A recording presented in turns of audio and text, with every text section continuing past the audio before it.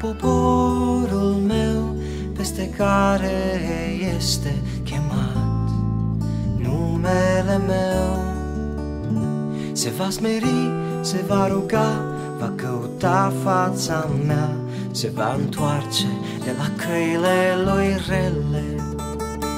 Voi asculta din cerul de sus,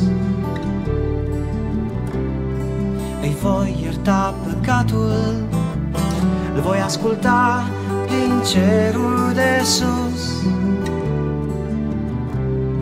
îi voi ierta păcatul.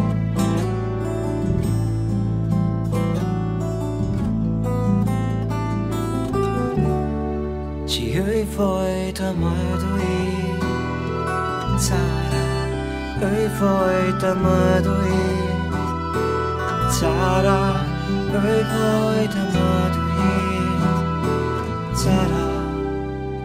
Dacă poporul meu, peste care este chemat numele meu, se va smeri, se va ruga, va căuta fața mea, se va întoarce de la căile lui rele, voi asculta din cerul de sus, îi voi ierta păcatul. Voi asculta din cerul de sus, îi voi ierta păcatul.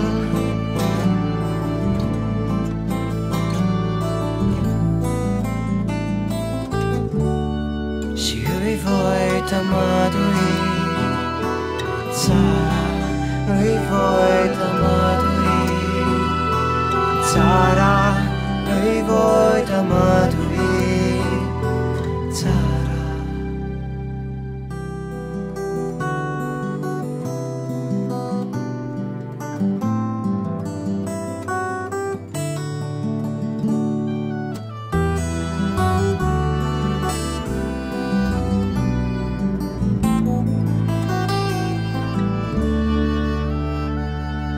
If my people who are called by my name will humble themselves, if they will pray and return from their wicked ways, if they will seek my face, I will hear their voice from heaven.